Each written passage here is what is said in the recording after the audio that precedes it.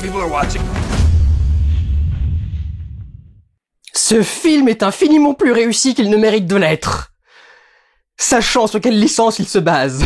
Bonjour mesdames et messieurs, bienvenue dans ce vlog qui se concentrera sur la drogue, le film, aussi appelé Pokémon Détective Pikachu. La rencontre entre la licence la plus capitaliste et stupide du Japon et le cinéma le plus capitaliste et stupide du monde, c'est-à-dire celui d'Hollywood, réalisé par Rob Letterman, qui avait réalisé le film Chair de poule, donc là aussi une adaptation jeunesse. Tu comprends pourquoi est-ce que les gars sont allés le chercher, parce qu'en plus son Chair de poule était très réussi, très fidèle à Chair de poule, et le film était assez sympathique. C'est donc l'adaptation d'un jeu vidéo particulier qui est sorti en 2016, si j'ai bien vu, qui est sorti sur 3DS, qui proposait déjà de faire une enquête avec Pikachu comme personnage d'enquêteur, parce que, je sais pas, Professeur Layton devait avoir pris sa retraite, et donc il l'adapte en film ici, avec Ryan Reynolds dans le rôle de Pikachu, qui peut parler, avec la voix de Ryan Reynolds, donc la voix de Deadpool, à un garçon qui s'appelle Tim, donc Timothée,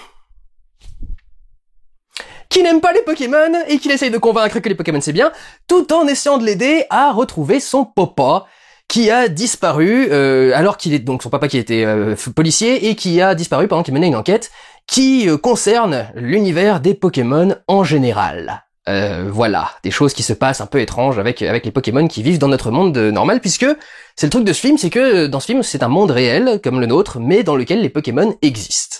Donc finalement, l'incarnation du fantasme de beaucoup de gens qui ont joué à Pokémon et qui ont tous voulu s'imaginer être dans la vraie vie en train de chasser des Pokémon. Donc voilà, je suppose que ça devrait plaire à beaucoup d'entre vous. Voici mon petit historique personnel en ce qui concerne Pokémon.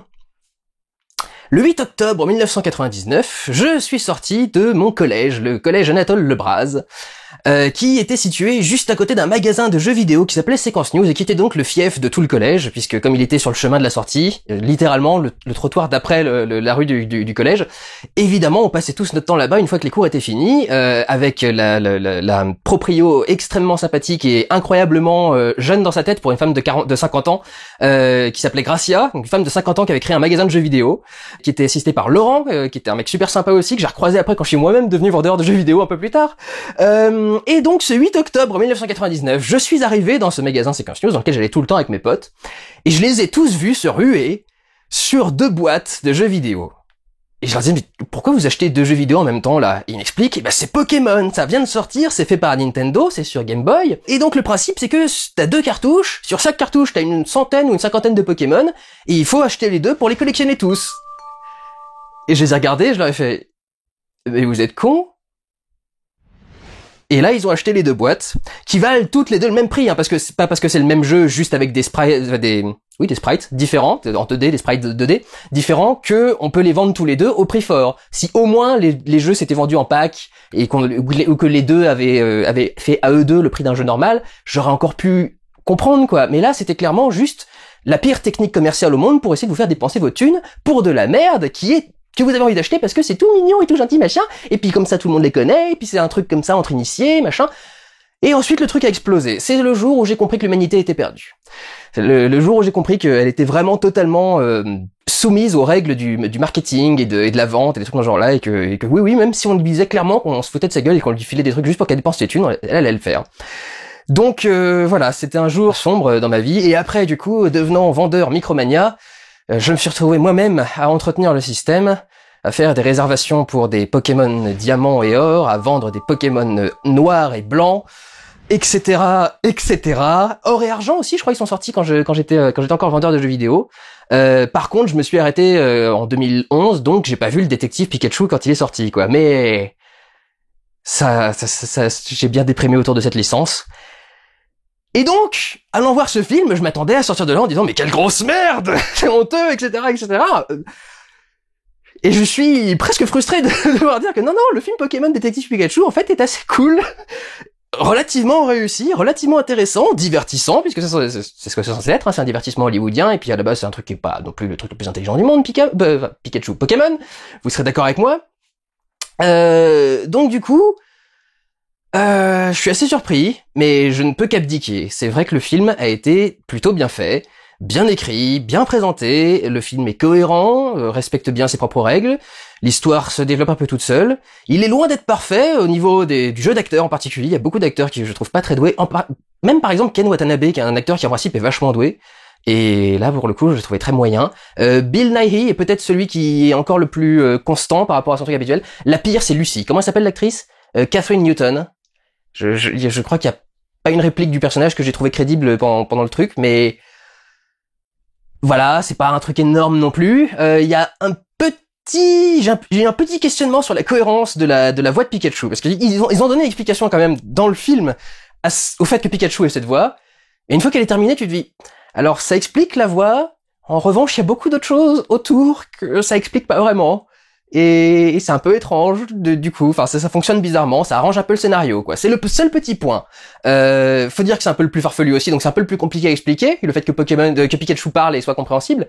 Mais c'est pas tout à fait parfait. Il y a des petites choses qui sont quand même bien pratiques pour que le scénario avance comme il a envie d'avancer. Et puis je dirais quand même, là aussi dans les vrais défauts du film, que l'humour est pas toujours tout à fait réussi. Mais ça, on va y revenir quand on va développer un peu tout le reste. Mais c'est vrai que je trouve que l'humour est pas forcément le truc le plus réussi du film. Pourtant, avec Ryan Reynolds dans le truc qui est juste après Deadpool, on aurait pu se dire quand même, ah ouais, il devrait y avoir des capillarités quand même entre les deux. Eh ben non, l'humour est pas très bouffe. Mais pour le reste, ça marche plutôt bien. Donc commençons à rentrer un peu dans le détail. Il y a déjà un très bon world building, une très belle construction du monde pour que ce monde paraisse crédible, réaliste et qu'il ait l'air d'exister. Il y a déjà en tout début de film énormément de plans. Je crois qu'il doit quand même y en avoir entre une dizaine ou une demi-douzaine de plans d'illustration juste sur la nature et la campagne, avec des Pokémon en tant que animaux. Ce sont eux les animaux. Je crois pas d'ailleurs qu'il y ait de chiens et de chats, trucs dans ce genre-là. Je crois qu'il y a que des Pokémon. Mais donc voilà, ça montre du coup un monde qui vit avec des Pokémon partout. Et le fait qu'il y ait beaucoup de plans comme ça, qu'on voit aussi bien des animaux sauvages que des animaux qui sont parqués dans des fermes et élevés, ça fait du coup quelque chose d'extrêmement réaliste et qui met très bien en place le film, surtout que les effets spéciaux sont très réussis. Je vais le dire maintenant et très rapidement, je devais le dire un peu plus tard, mais les effets spéciaux sont très réussis globalement. Tous les Pokémon font assez réalistes, sans s'éloigner non plus de leur design cartoon, mais ils font très réalistes. C'est intéressant qu'ils aient vraiment pas redesigné les Pokémon, qu'ils aient vraiment essayé de garder exactement ce qui était fait dans le dessin à l'origine, juste de le rendre réaliste. C'est-à-dire que là où avant t'avais juste un aplat de bleu pour faire la peau, et ben maintenant t'as l'aplat de bleu plus la couche d'écaille pour faire une texture de peau intéressante. T'as les mêmes yeux avec les mêmes formes, les mêmes blancs, mais t'as quand même cet iris réaliste d'un œil humain ou d'un œil d'animal qui est intégré au truc. Les fourrures aussi sont très bien travaillées, notamment la fourrure de Pikachu. Je me rappelais, en voyant Pikachu, j'ai d'un seul coup eu des souvenirs du film Garfield et je me suis dit, oh, quel progrès quand même, depuis tout ce temps. On a quand même vachement fait de progrès en fourrure. Donc c'est vrai que tout ça participe aussi au travail du style assez réaliste et en même temps assez fantaisiste. Essayer de mélanger les deux pour que les deux puissent cohabiter et fonctionnent correctement. Et au final, on peut garder ces designs très cartoon et très colorés et simplement les traiter de façon tellement réaliste que t'as l'impression que bah oui, ça doit être un animal très coloré, parce qu'on en a dans la nature des tas d'exemples d'animaux extrêmement colorés avec des couleurs très pétantes, très vives. C'est un truc ça aide à attirer les compagnons sexuels, etc., etc. Donc c'est vraiment important la couleur chez les animaux, et c'est vrai que travailler à ne pas essayer de le réduire, à pas essayer de rendre le truc vraiment beaucoup trop réaliste et de reprendre que des textures et des machins qui pourraient exister sur des animaux terrestres, je trouve que c'était plutôt intéressant et que ça rendait vachement bien le mélange des deux. Et les effets spéciaux en général marchent super bien, les effets spéciaux des pouvoirs par exemple sont super cool, mais les effets spéciaux de la ville par exemple sont vachement réussis, cette ville est ultra crédible. Alors c'est un deuxième point du world building, c'est cette ville de Rhyme City, qui est donc la ville dans laquelle les Pokémon et les humains vivent ensemble, qui est un mix de villes européennes, asiatiques, et un peu tout en même temps. Il y a le building, le gros God Michel qui est à Londres, mais il y a la râpe au fromage qui s'appelle ça, le building qui est en triangle. Et en même temps, il y a des bâtiments qui font assez new-yorkais, en vieille pierre, ou des trucs qui font un peu des trucs qui font plutôt 5e avenue de New York. Il y a des passages qui font un peu plus londoniens, par exemple. Je crois que les voitures circulent à gauche dans le truc. Enfin, la ville du coup fait assez mélange de plein de villes qu'on connaît. Et pourtant, le tout s'assemble extrêmement bien, les effets spéciaux font que le tout passe bien, et quand en plus t'habilles tout ça avec tout ce qu'il peut y avoir de ce monde Pokémon dans ce vrai monde, donc des logos particuliers, des magasins qui sont réservés aux Pokémon, des trucs dans ce genre-là, ça fait du coup une ville qui est vachement intéressante. Le mélange aussi avec le monde, le truc asiatique marche super bien. Après, c'est pas le truc le mieux géré du film, c'est genre leur police d'écriture pendant tout le film. C'est une police d'écriture, donc c'est les lettres de l'alphabet, les 26 lettres de l'alphabet normal, mais avec une stylisation à la asiatique. Donc il y a des chapeaux qui remontent au bord de tous les trucs, il y a des machins genre là. C'est un peu particulier, mais pour ce qui est de la ville elle-même, ça fait du coup, par exemple, des enseignes lumineuses qui vont avoir marqué cinéma, avec juste devant cinéma, il y a vraiment ça marqué dans le film, hein, donc c'est pas je dis pas ça pour rien, il y a une enseigne marquée cinéma, et au-dessus, il y a 2 kanji qui sont en jaune sur fond rouge, et qui sont au milieu du truc, et du coup, ça se mélange bien au truc, et ça fait du coup aussi un monde qui est assez intéressant et assez joli, je devais le mettre dans la lumière en principe, enfin dans le style, mais ça fait un travail du néon qui est assez intéressant, on y reviendra un peu plus loin. On commence très rapidement avec une scène de capture de Pokémon, ou en tout cas de tentative de capture de Pokémon, qui du coup fait comprendre que c'est quelque chose de courant, notamment vu comment le personnage réagit au truc, parce que en fait le personnage est manipulé pour essayer d'arriver jusqu'à attraper un Pokémon, et il finit par le comprendre, donc tu comprends que c'est quelque chose de commun pour eux en fait. C'est comme ça que le truc fonctionne, c'est que le personnage comprend à l'avance qu'un autre essaie de lui faire un truc qui pour nous n'existe pas, mais pour eux est leur monde normal. Et du coup ça installe bien le truc, ça montre bien que chez eux c'est quotidien et c'est normal et c'est la norme. Bon, en plus si vous regardez le film, vous êtes probablement fan de Pokémon, donc pour vous c'est la norme aussi. Mais du coup c'est vachement intéressant et ça permet du coup de mettre le truc en place. Je vais y revenir, ça crée quelques petits trucs par rapport au réalisme, le fait qu'on ait quand même les scènes de capture de Pokémon, trucs dans ce genre-là.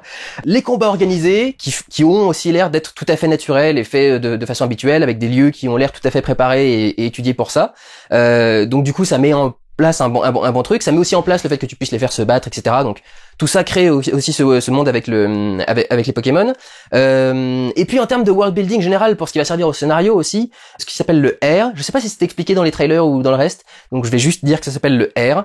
C'est bien mis en place, ça rentre bien ensuite dans le script, dans l'ensemble du monde et de l'univers des Pokémon. Je trouve que c'est plutôt bien fait.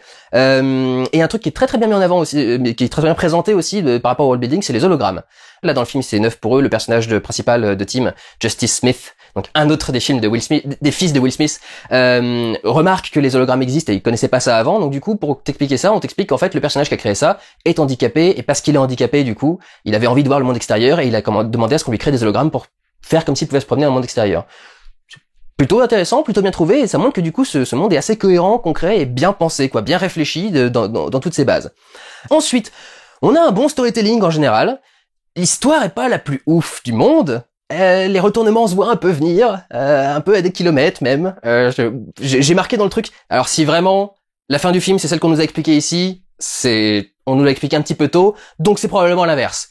Fin du film. Réponse. Mais donc voilà, c'est pas forcément le truc le plus intelligent du monde, mais c'est correctement structuré, ça se met bien en place, ça reste prenant de A à Z, grosso modo. Je suis rentré dans à peu près toutes les scènes. N'étant pas fan de Pokémon, pour que je rentre dans toutes les scènes, faut quand même qu'il y ait un truc intéressant dedans, quoi.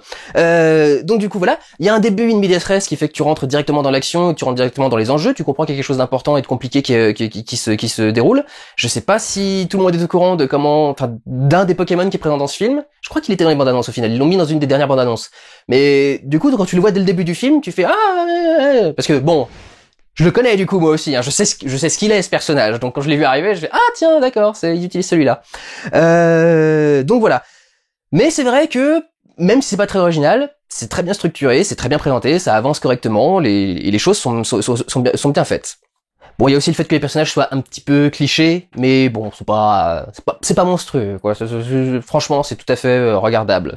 Quand on dit que quelque chose est cliché, c'est pas forcément un énorme défaut, hein. C'est juste, bon, ça a un peu déjà été vu. Il est possible que ça vous déçoive quand vous voyez le film, mais c'est pas forcément un défaut. C'est, un défaut énorme, quoi. Même pas un gros défaut, même pas un défaut moyen. Ensuite, cette question, du coup, je trouve assez intéressant, la question du réalisme est particulière, parce que du coup effectivement tout ce film a l'air très réaliste, même si c'est un réalisme un peu stylisé pour coller à l'univers de Pokémon. Ça fait de très coloré aussi. Il travaille beaucoup sur les trains par exemple sont bleus, blancs et rouges, mais genre les rouges vraiment pétants, le bleu vraiment pétant, pas un truc un peu discret quoi. Mais alors du coup oui, ce réalisme rend un petit peu particulier la notion de capture de Pokémon et de les faire se battre ensuite. Parce que grosso modo ce film t'explique plus ou moins que les Pokémon sont relativement conscients de leur vie en fait, sont relativement conscients et genre communiquent, peuvent parler, et même dans ce film, parce que c'est le truc de Raimi Sethi, ont des vies quoi, ils ont des métiers, ils ont des boulots, ils sont des machins genre là, donc du coup quand d'un seul coup t'as des mecs qui sont là en train de leur balancer des boules à la gueule pour les capturer et les échapper, tu fais...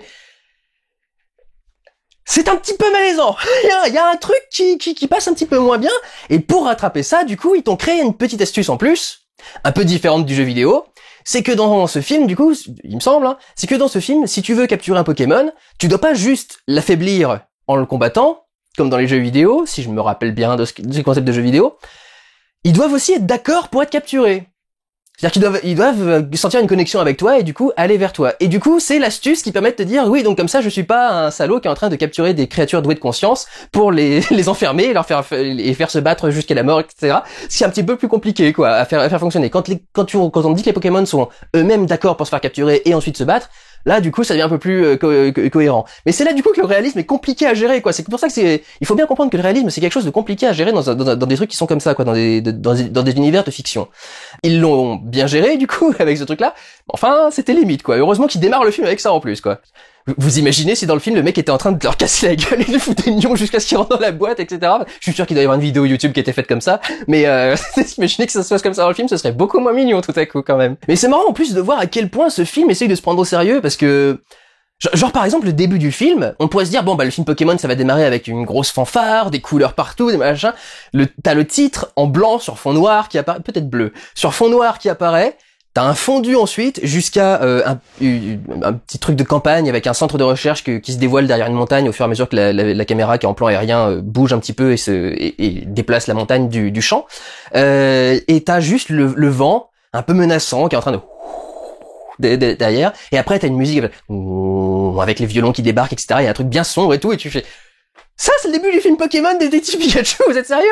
Et donc ensuite il y a quand même un travail qui est relativement sombre. Enfin je vous dis, le gamin qui a perdu sa mère, le père vient de mourir au début du film, on voit l'accident de bagnole, enfin il y a quand même des trucs qui sont assez ouf, quoi. Et du coup ouais, c'est assez particulier quand même d'essayer de travailler à ce point un truc un peu triste et grave dans cet univers. Je suis pas sûr. Ça marche bien, ça se mélange bien, c'est ça qui est assez surprenant. Justement, c'est là qu'on voit que quand on fait l'effort d'écriture, d'essayer de faire les choses correctement et d'essayer de développer les choses et de bien les présenter, etc., ça marche beaucoup plus, d'essayer de rendre sombre des trucs qui devraient pas l'être, dans ce genre-là. Mais c'est vrai que c'est un petit peu particulier. Après, c'est très japonais aussi, hein. Un personnage qui a perdu sa mère, son père, qui a été élevé par sa grand-mère. Je crois que c'est grosso modo exactement l'histoire de Shinji Ikari dans Evangelion. Donc, et de 12 000 personnages de manga depuis lui, et avant lui, sans doute. Donc, c'est vrai que c'est aussi très japonais, mais c'est intéressant de voir à quel point il mélange les deux, du coup, dans le film. Il y a juste des moments où c'est un petit peu compliqué. Je veux dire, je me serais vraiment jamais attendu de ma vie à voir Pikachu sortir dans un film. Je sais, je fais souffrir ceux qui ont besoin de moi. Pikachu fait souffrir les gens qui ont besoin de lui. Pardon. Donc voilà, il y a des petits trucs comme ça. Bon, c'est peut-être aussi parce que je suis pas fan, hein, tout bêtement. Mais il y a des petits trucs comme ça qui sont un petit peu plus compliqués à faire passer quand même. Après, le truc, c'est l'humour. Et en fait, c'est marrant parce que ce film, globalement, est plutôt réussi. Mais globalement, plutôt moyen aussi. En fait, c'est assez bizarre. Parce que l'humour aussi est... Je vous dis, c'est particulier, quoi. Ça a du mal à fonctionner. 100% des cas. Je veux dire, c'est même, grosso modo, pas drôle. J'ai envie de vous dire. Quand on commence par exemple avec la discussion entre Pikachu et Tim, qui sont au milieu des recherches de Pikachu, donc vous savez le truc habituel, des feuilles accrochées partout, des fils pour tendre des lignes et des machins. Là en plus il les relie à des gobelets parce que c'est même pas juste sur un mur, c'est en 3D, c'est sur le sol en plus, donc il y a des trucs partent de partout. Et tu te dis justement ça devrait être rigolo en fait de voir ce truc là. Et en fait ils arrêtent pas, il y a une diarrhée verbale, quoi, un échange entre les deux. Ils sont toujours en train de se parler et de s'échanger des répliques. Ça va très très vite. Et je suis persuadé qu'ils pensent que c'est très drôle, mais en fait, je trouve que c'est pas drôle du tout, parce que ça noie un peu le film sous une masse de commentaires.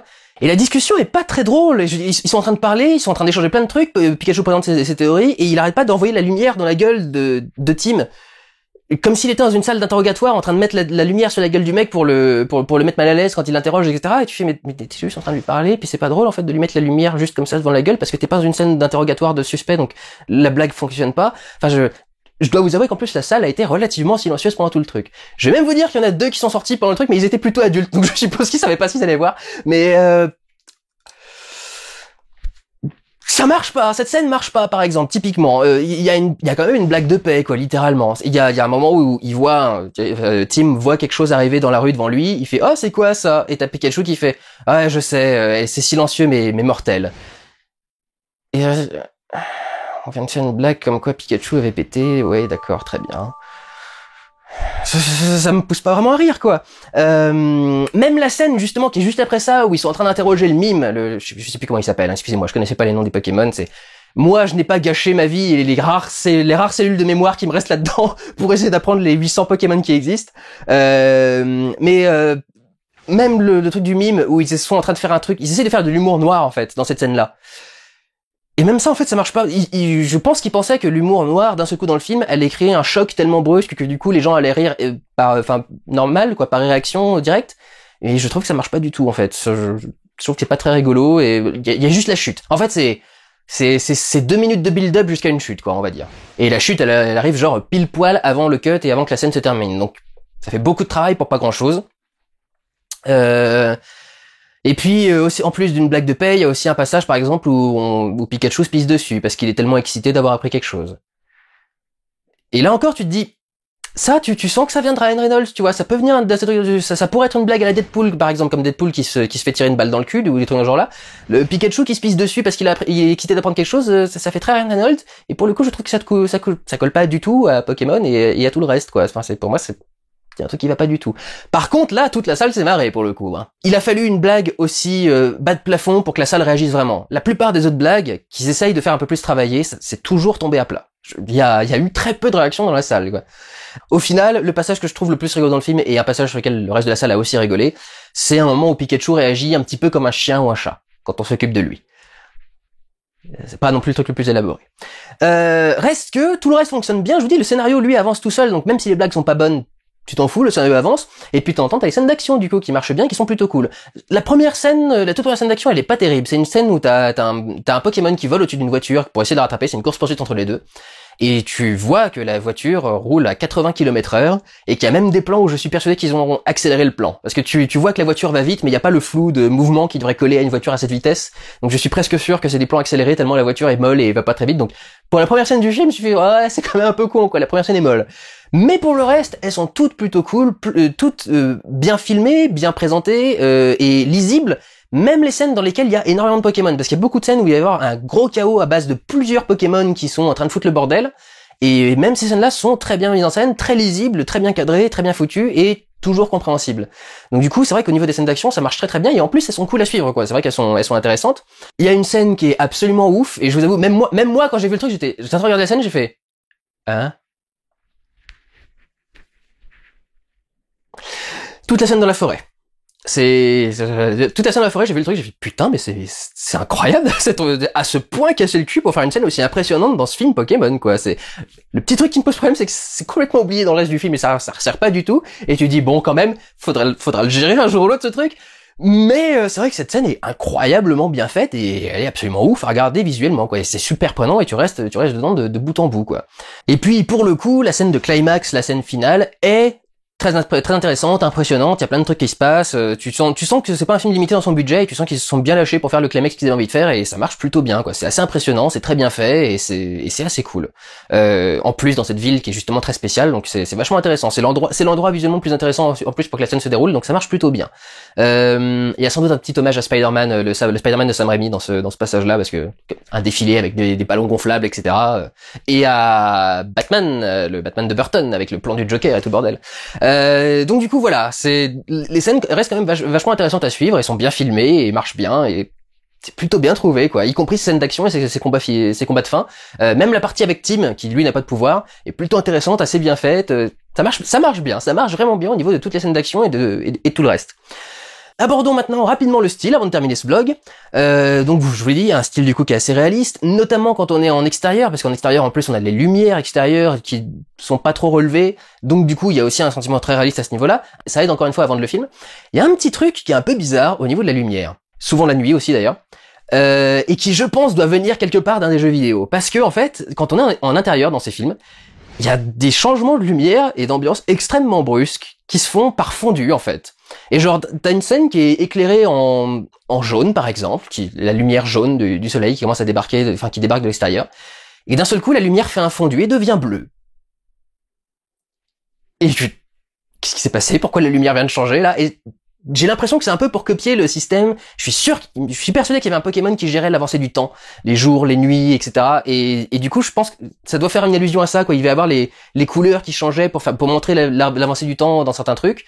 Et du coup, je crois qu'ils ont essayé de le retransmettre avec ces fondus de couleurs dans ce film-là. Dites-le moi, parce que moi, j'y ai pas joué du coup à ces jeux, je les trouve nuls. J'y ai joué pour les tester quand c'est sorti. Après, j'ai trouvé que c'était de la merde et j'ai jamais voulu y retoucher. Donc, dites-moi si il y avait un truc comme ça dans les jeux, parce que je suis presque sûr que c'est un truc qui est récupéré des jeux vidéo. C'est trop spécifique C'est trop particulier visuellement pour être juste une idée qui est venue comme ça, quoi. Tiens, on va changer la lumière du jaune au bleu d'un seul coup dans la scène. Pour rien.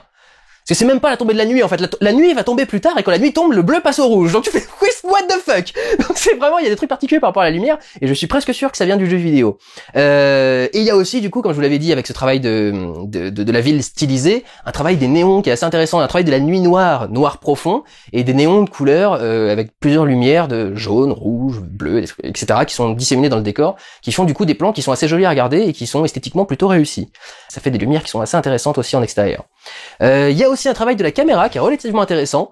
Au tout début, quand Tim arrive dans l'appartement de son père pour regarder ce qui reste, on a un plan qui est entièrement en steadicam et qui, on est au début, on est derrière la porte, il ouvre, on le suit, la caméra se recule pour le voir du coup rentrer à l'intérieur de l'appartement, puis ensuite elle va commencer à avancer avec lui parce qu'il va derrière la porte, elle lui éteint la télé, et puis ensuite elle va pas noter pour changer un truc, etc. Un plan qui est plutôt long, quoi, relativement long, avec un plan séquence et qui est plutôt bien réussi et très fluide et très bien fait. Et il va essayer de gérer cette caméra dynamique, le réalisateur, grosso modo, dans tout le film. Notamment un plan où on est dans le centre de recherche des Pokémon, et où on va avoir des séquences qui vont justement jouer dans les hologrammes, avec les hologrammes qui sont développés du coup par un des personnages du film.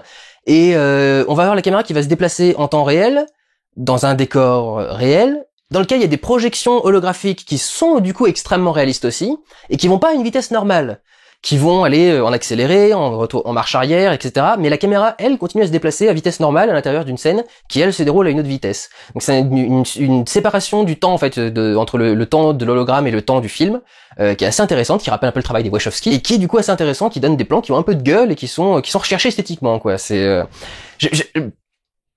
vous voyez le truc, c'est que, parce que ça fait quelques semaines là que je suis sur un gros truc Marvel, parce qu'il y a Endgame qui vient de sortir, donc évidemment on en parle encore, et puis il y a Far From Home qui commence à faire un peu de la merde de son côté, et j'ai envie des films comme ça, des films comme ce Pokémon, ou comme certains films du MCU, comme Avengers, Black Panther, et ce genre-là, ce sont les films qui font que je peux pas être sympa avec le MCU. Est-ce que vous vous rendez compte comment ces films se cassent le cul à essayer de faire quelque chose d'intéressant? Un film comme ce film Détective Pikachu, ou comme Avengers, Black Panther, des trucs dans ce genre-là.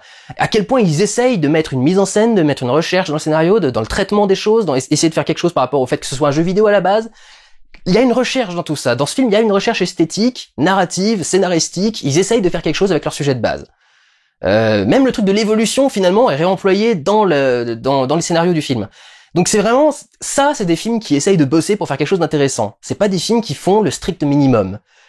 Et c'est pour ça que des films comme ça, oui, évidemment, un film comme ça qui va essayer de travailler, même si je déteste la licence, bien sûr que je vais dire que c'est réussi. C'est normal. On est censé travailler un minimum ces films, quoi. Bon, même s'il y a aussi des trucs qui passent pas dans ce film-là, on est quand même censé les travailler un minimum. Notons aussi au passage que le générique est plutôt cool, puisqu'il fait immédiatement allusion, dès qu'il démarre, au jeu vidéo, au tout premier jeu vidéo, et ensuite va retracer un peu toute l'histoire des Pokémon, entre les animés, les mangas, les cartes à jouer, les machins genre là. À peu près tout va passer dans le générique, en fait, pour faire un peu un résumé à la gloire de la licence. Et du coup, c'est plutôt sympathique, et le générique lui-même est plutôt cool et assez sympa visuellement, et ça, je pense que pour les fans, du coup, ça fera un générique intéressant. Un moyen de faire du fanservice sans foutre en l'air la cohérence de ton film. Et je noterai même que la musique, qui est souvent très discrète et pas très marquante dans un film hollywoodien, est assez discrète et pas très marquante dans celui-là non plus, mais a quand même un petit peu plus d'originalité en reprenant notamment certains thèmes des jeux vidéo qui sont clairement des thèmes de jeux vidéo. Quand t'entends le truc machin, tu fais ça sent bien un truc 8 bits ça. Et donc du coup voilà, il y a des trucs, et puis les thèmes des génériques animés, des trucs dans ce genre là quoi.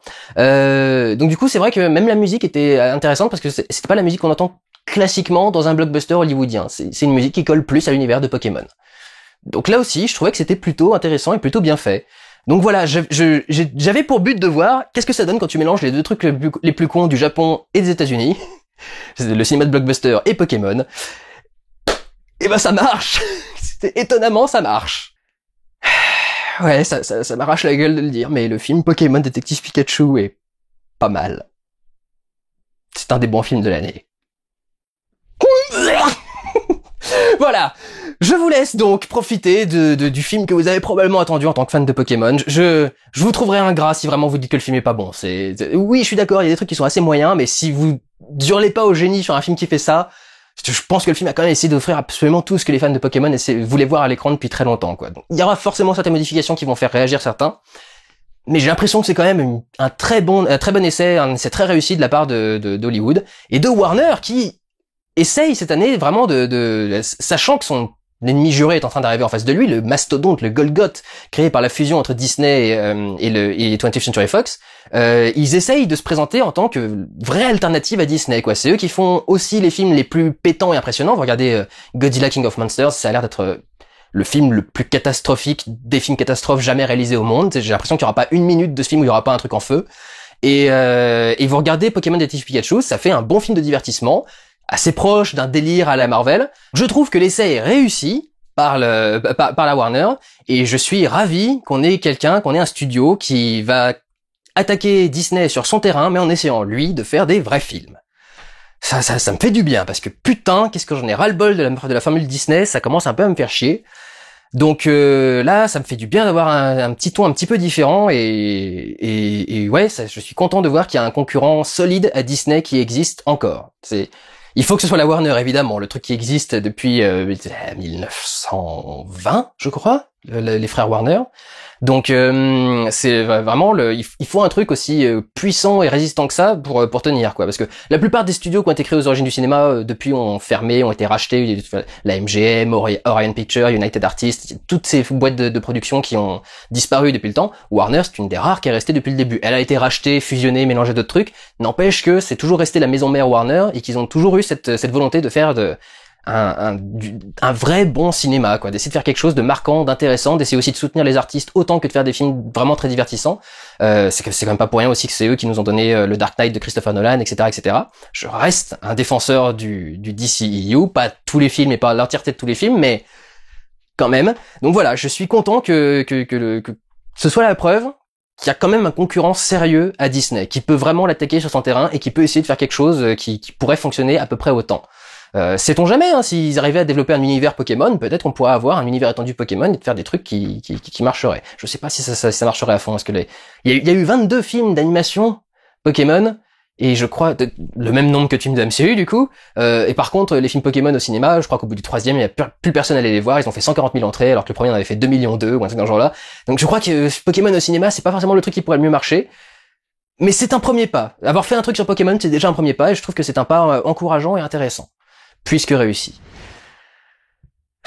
Si je m'étais attendu à dire autant de trucs sur un détective Pikachu, bordel. Voilà. Je suis même en sueur, putain.